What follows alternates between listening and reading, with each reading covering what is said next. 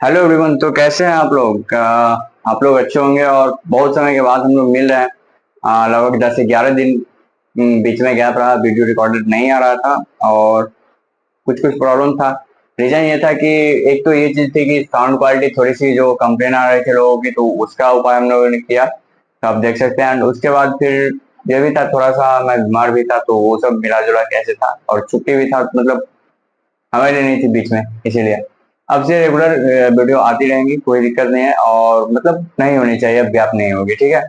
तो चलिए, बातें ज्यादा नहीं करते हैं। अपने पढ़ाई को जहां तक हमने कंटिन्यू किया था इससे पहले, उससे आगे को हम कंटिन्यू करते हैं, ठीक है। और उससे पहले हम आप लोग को बताया जाए कि इससे पहले जो है हम लोग ट्रिगोनोमेट्री खत्म कर चुके थे। और उसके बाद ट्रिगोनोमेट्री के बाद ये था कॉन्सेप्ट ऑफ पावर, ये हम खत्म कर चुके थे।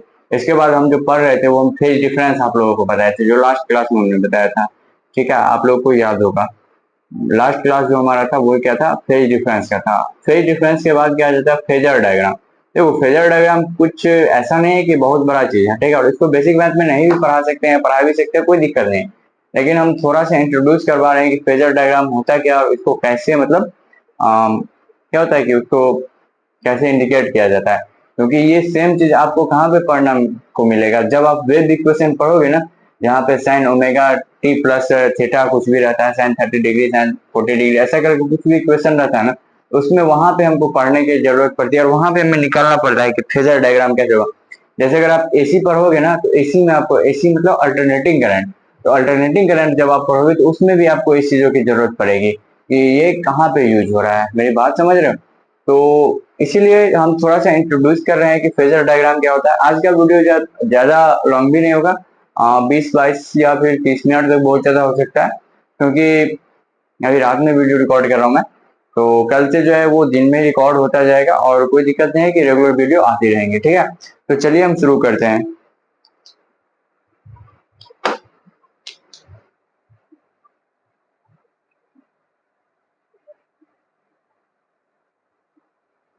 हमारा डेट आज 8/10/2024 है, ठीक है। और हम लोग जो पढ़ रहे थे वो था क्या, बेसिक मैथमेटिक्स।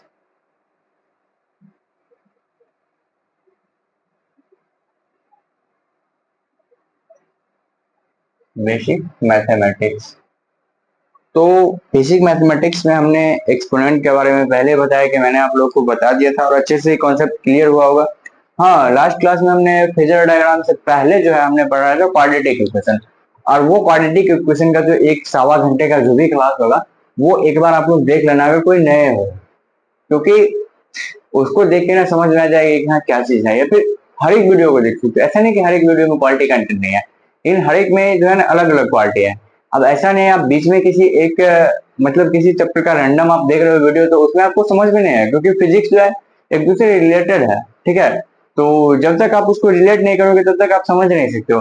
इसीलिए अगर आप कोई भी ऐसा अगर नए हो तो थोड़ा सा आप देख सकते हो, बट आई सजेस्ट कि आप लोग स्टार्टिंग से देखो। जैसे आज हम स्टार्ट कर रहे हैं फेजर डायग्राम, तो यहाँ से आप देख सकते हो, यहाँ से आप कंटिन्यू कर सकते हो, ठीक है। अब बीच में आप चले गए जहाँ पे ट्रिगोनोमेट्री का हमने फंक्शन चेंज बताया था, तो वहां पे आप जाके देख रहे हो और दिमाग लगा रहे हो कि आखिरकार ये हुआ कैसे, तो वो ऐसे नहीं होता है, ठीक है।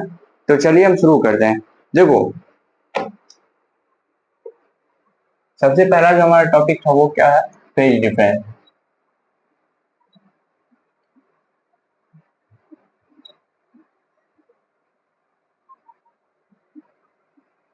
फेज डिफरेंस, फेज डिफरेंस क्या होता है, ये होता है कि डिफरेंस इन एंगल, ठीक है। जब हम एंगल के बीच में, मतलब दो भी जो ट्रिगोनोमेट्रिक फंक्शन होता है, ठीक है, दो ट्रिगोनोमेट्रिक फंक्शन है, जैसे साइन थीटा, ठीक है। जैसे फेज डिफरेंस को अगर इस तरह से रिलेट करो, जैसे क्या एज डिफरेंस क्या होता है कि दो इंसान है, ठीक है, उसका एज है, किसी का 30 है, किसी का 15 है, तो उस दोनों के बीच हम डिफरेंस निकालो। डिफरेंस मतलब क्या, उन दोनों के बीच का अंतर, ठीक है। और जो चीज हमें बोला, जैसे एज बोला है, एज का डिफरेंस, नंबर का डिफरेंस, नंबर के बीच में डिफरेंस निकालेंगे। तो इसी तरह एक आता है फेज डिफरेंस। अब फेज क्या होता है, तो वो हम पढ़ेंगे जो हम वेव इक्वेशन या फिर अल्टरनेटिंग करंट में जो हम जाएंगे, तो हमें समझ में आएगा कि फेज क्या होता है, ठीक है। तो वो चीजें हम वहां पे बताएंगे, कोई दिक्कत नहीं है। बस अभी समझो कि फेज एक है, ठीक है, वो एक क्वांटिटी होता है जो ट्रिगोनोमेट्रिक फंक्शन होती है, ठीक है। ट्रिगोनोमेट्रिक फंक्शन के साथ वो लगी होती है, और वो तो रिलेट होती है वहीं से, ठीक है। फेज डिफरेंस को हम डिनोट करते हैं फाई से। तो फेज डिफरेंस हम किसको बोलेंगे? फेज डिफरेंस जो होता है वो होता है क्या कि दो सेम फेज मतलब बोल सकते हैं ट्रिगोनोमेट्रिक फंक्शन। पहले मैंने बताया कि ट्रिगोनोमेट्रिक फंक्शन के बीच का वो रहेगा डिफरेंस, उसे हम क्या बोलेंगे? Phase difference. तो इसको हमने बता दिया था, बस एक एग्जांपल हम बताए हुए थे। ए बराबर अगर हम मान लीजिए अगर हम सपोज कर एग्जांपल में अगर ए बराबर है हमारा A sine omega t plus,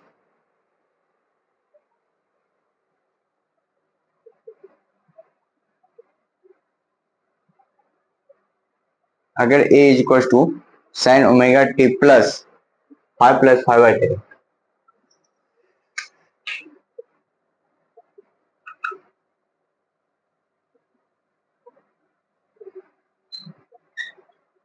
और हमारा बी इज इक्वल टू अगर हमें दिया रहेगा कि साइन ओमेगा टी प्लस 5/6, ठीक है।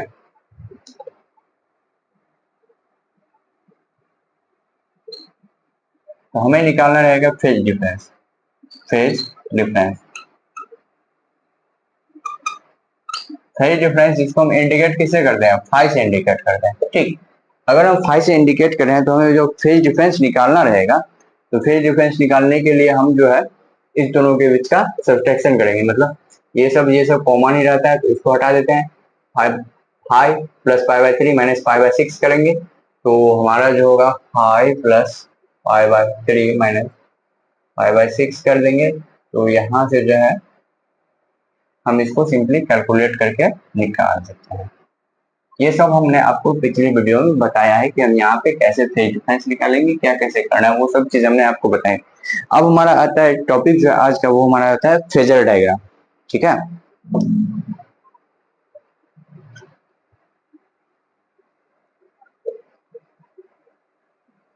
ये बस हमने आपको बताया कि हमारा लास्ट टॉपिक था। इसके बाद जो है हम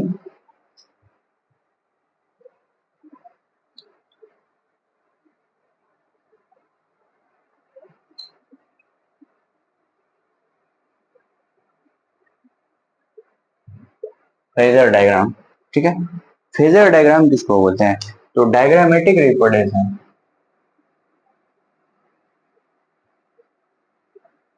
डायग्रामेटिक रिप्रेजेंटेशन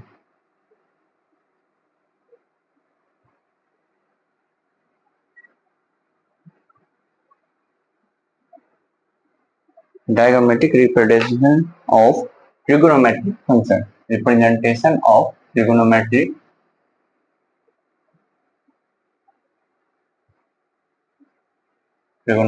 function। तो सिंपली जहाँ पे हमें पढ़ना है, ठीक है, अगर हम सिंपली अगर पढ़ना है हमें, तो उसमें हम क्या क्या पढ़ेंगे? साइन थीटा और कॉस थीटा के बारे में बस सिंपली जानेंगे। होता tan थीटा कॉस थीटा का ज्यादा हमें यूज नहीं होता है और ना हमें कहीं पे आएगी फिजिक्स में, ठीक है। अगर हम नेट सिलेबस की बात करें तो बस हमें पढ़ना क्या है? Sine theta and cos theta की हमें पढ़नी है, ठीक है। तो जब हमें साइन थीटा और कॉस थीटा की पढ़नी है तो हम शुरू करते हैं कि कैसे था। देखो, एक इस तरह से समझो,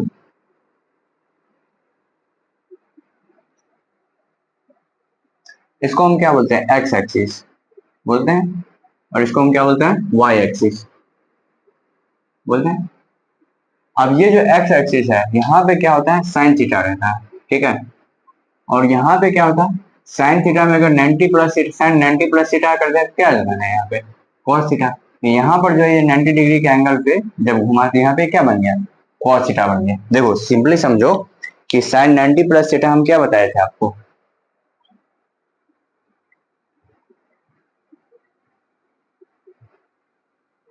कॉस थीटा बताए थे, साइन 90 प्लस थीटा, ठीक।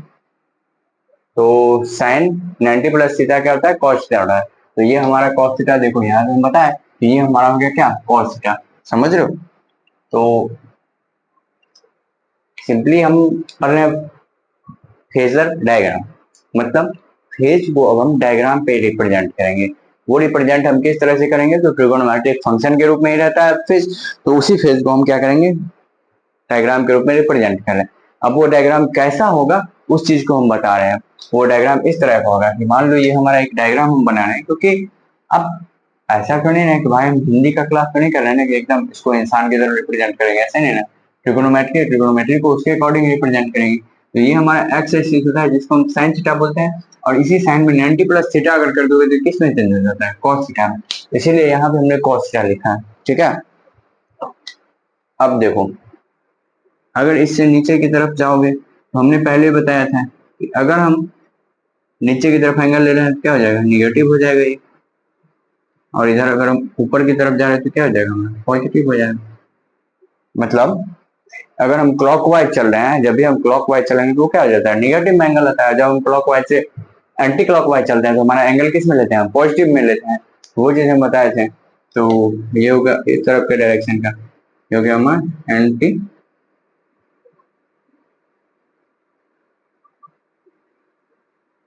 और ये क्या हो गया, क्लॉकवाइज।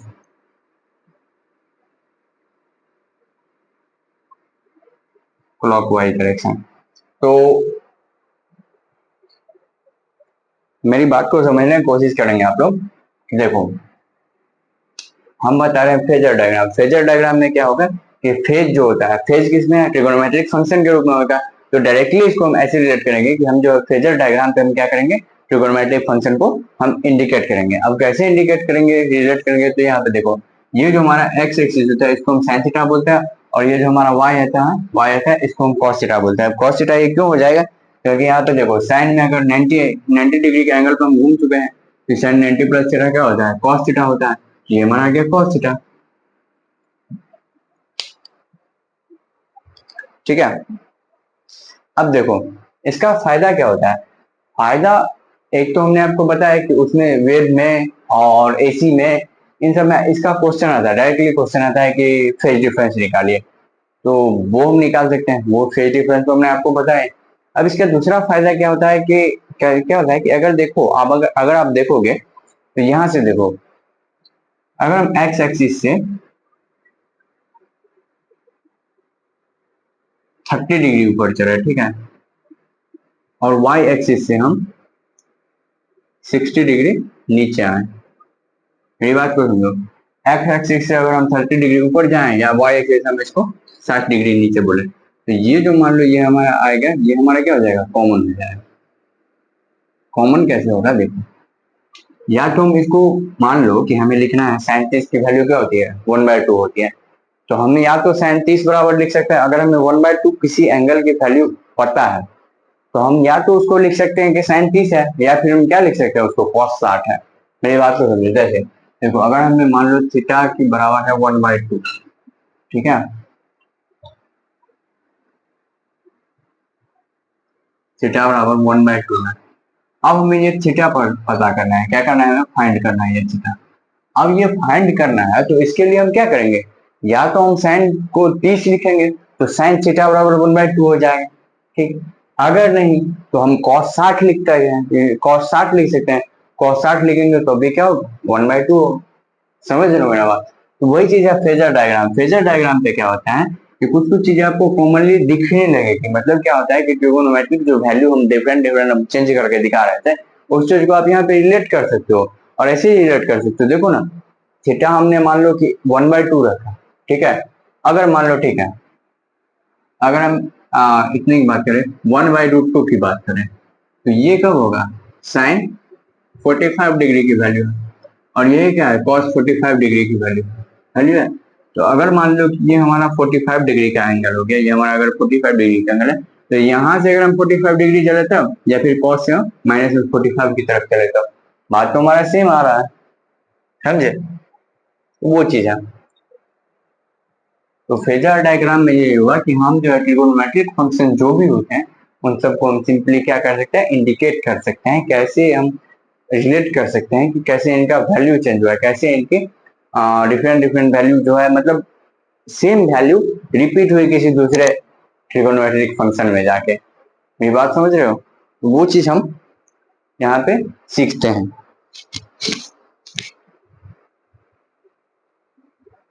अब जब हमने आप लोग को ये चीज बता दिया, तो अब देखो,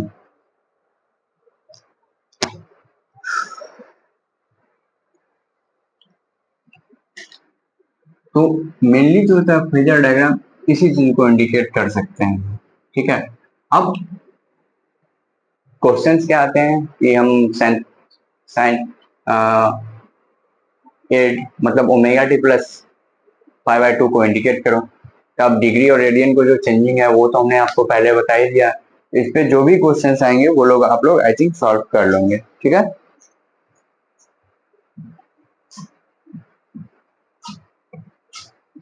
तो फेजर डायग्राम में हमें बस इतना ही जानना है कि हम कैसे उसको इंडिकेट करेंगे। अगर हम एक्स साइन थीटा से ऊपर की तरफ जा रहे हैं तो वो हमारा पॉजिटिव में एंगल लेंगे, मान लो। ठीक है, अगर हम एक एग्जांपल लें, यहाँ पे देखिए,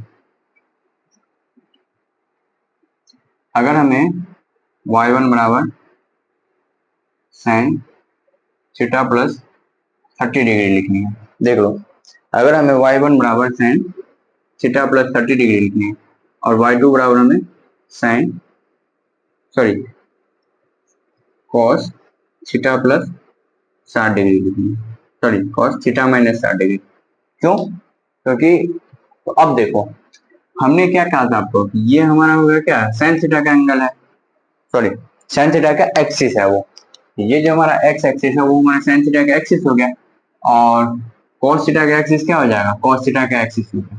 अब देखो हमें क्या करना है, साइन थीटा से हमें 30 डिग्री ऊपर जाना है, तो साइन थीटा ये हो गया, इससे मान लो हम 30 डिग्री ऊपर चले गए यहाँ पे, ये हमारा हो गया 30 डिग्री। ठीक, तो यहाँ एक आएंगे, और ये cos थीटा से क्या है, -60 हो जाएगा, तो यहाँ से अगर हम cos थीटा से इधर की तरफ आएंगे -60, तो भी हम यहीं पे आएंगे। ये होता है फेजर डायग्राम, हम इंडिकेट कर रहे हैं कि वो कितना डिस्टेंस पे, एक्स एक्सिस से कितना दूरी पे है, कॉस से वो कितना दूरी पे है, साइन पे वो कितना कितना दूरी पे है, वो चीज हम इंडिकेट कर सकते हैं। तो आप लोग इसको एक बार नोट कर लो, एक एग्जांपल हम सिंपली आप लोग को बताते हैं, फिर हम आज के टॉपिक को यहीं खत्म करेंगे। ठीक है, कल से हम अच्छा लेक्चर और क्वालिटी के साथ आएंगे। आज थोड़ी सी बस इंट्रोडक्शन देनी थी और कुछ बातें और भी करनी है तो वो हम करेंगे, तो इसको आप लोग नोट कर लो अच्छे से, एंड देन इसके बाद हम कंटिन्यू करेंगे। ये एक एग्जांपल, अच्छा सा एग्जांपल लेते हैं। ठीक है, तो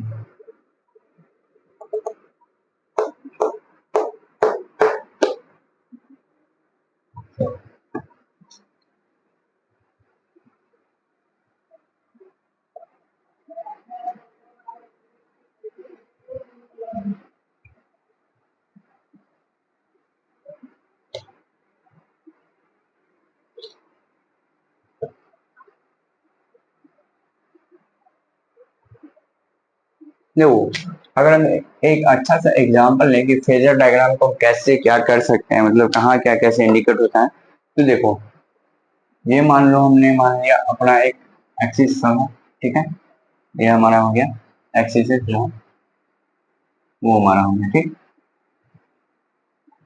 ये भी हो गया, ये सब ठीक। अब हमें y1 बराबर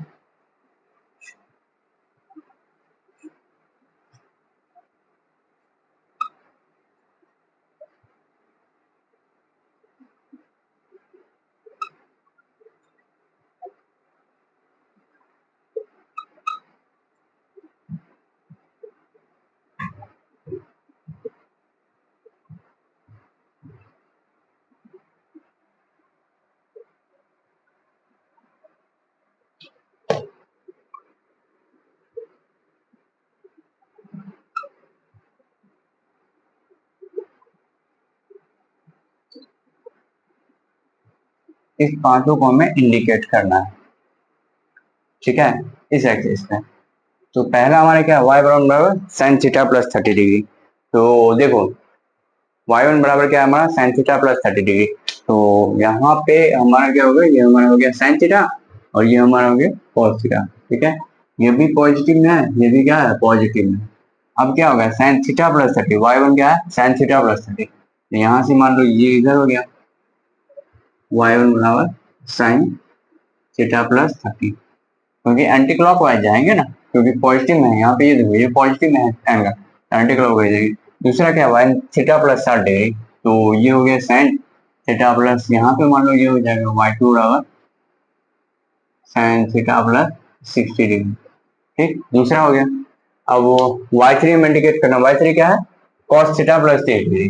तो cos तो यहाँ पे खुद है, अब यहाँ से 30 डिग्री और आगे, तो यहाँ पे आ जाओ, ये हो गया, ये यहाँ से इधर एंगल बना है, ये इधर बना है, ये हमारा इधर बना है, cos थीटा प्लस 30 डिग्री, तो ये हमारा क्या हो गया, y3 हो गया। फिर y4 में क्या बोला, माइनस साइन में, तो माइनस साइन में वहां पे प्लस साइन था, तो यहाँ पे क्या होगा, माइनस साइन हो जाएगा। अब माइनस साइन में कितना है, थीटा प्लस 60 डिग्री, तो थीटा से अगर हम 60 डिग्री, तो ये हमारे कितने डिग्री का था, 30 डिग्री, और इधर से हम अगर बनाएंगे 60 डिग्री, तो यहाँ पर y3 एंड y4 जो है हमारा कॉमन हो गया। फिर y5 की बात करेंगे, तो y5 में क्या है, cos 60 डिग्री, तो cos में 60 डिग्री, अब यहाँ पे ये हो गया हमारा y5 cos 60 डिग्री, ये यहाँ से इधर की तरफ आएंगे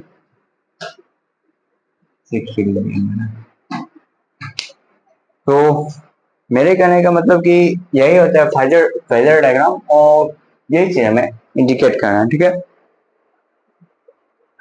अब जो हमारा अगला लेक्चर होगा उसमें हम इस पे कुछ क्वेश्चंस प्रैक्टिस करेंगे, एंड देन इसके बाद जो है हम अपना बेसिक मैथ का अगला टॉपिक स्टार्ट करेंगे, ठीक है। देखो अब से जो है लेक्चर के, क्योंकि साउंड का जो भी प्रॉब्लम था वो भी हो चुका है, ठीक है। आज का लेक्चर यहीं पे एंड हो रहा है, आज कुछ ज्यादा भी नहीं बता रहे और कुछ कम भी नहीं, इतना समझ सकते हैं, और डिफरेंट डिफरेंट वैल्यू लेके चेक करना, और जो भी डाउट आए तो हमें कमेंट करके पूछ सकते हो, ठीक है, तो वो चीज हो जाएगा। तो ये सब देख लेना, और देखो अभी तक का जो है हम लोग का सफर अच्छा ही रहा। हाँ, बीच में हम गए हुए थे और हमने पोस्ट भी कर दिया था कि हम कुछ रीजन से हैं जो हम अभी नहीं आ पा रहे, तो कोई दिक्कत है, अब तो हम रेगुलर ही रहेंगे, क्योंकि साउंड क्वालिटी का जो भी प्रॉब्लम था वो भी हो चुका है, एंड जो लाइट का भी था तो वो भी थोड़ा बहुत सही है, कोई दिक्कत नहीं आनी चाहिए। तो दोनों चीजें होगी, और तीसरी जो है अपना एक अच्छा सा वर्जन जो भी होता है वो चीज है। तो चलिए आज के लिए इतना ही हो सकता है, एंड नेक्स्ट वीडियो में जो है हम मिलेंगे, तो उसमें हम बातें करेंगे, ठीक है। आई थिंक मैं सोच रहा हूँ कि कुछ मैथमेटिक्स का जो है क्रैश कोर्स का कर दूं 10th वालों के लिए, क्योंकि वो थोड़ा सही रहेगा, वन शॉट एक लेक्चर का वन शॉट ऐसे करके बिहार बोर्ड के लिए। तो वो मैं देखता हूँ कि क्या होता है, उसका कंटेंट रेडी करना पड़ेगा। हाँ, हो सकता है 12th वालों के लिए मैं क्रैश कोर्स का जो लेक्चर होता है, जैसे क्वेश्चन बैंक है, उस क्वेश्चन बैंक का एक एक क्वेश्चन जैसे होता है सीरियल वाइज, वो मैं करवा सकता हूँ। तो वो भी जल्दी स्टार्ट होगा, वो भी अनाउंसमेंट में करूंगा, तो आप लोग जुड़े रहो, ठीक है। तो फिर मिलते हैं अगले वीडियो में।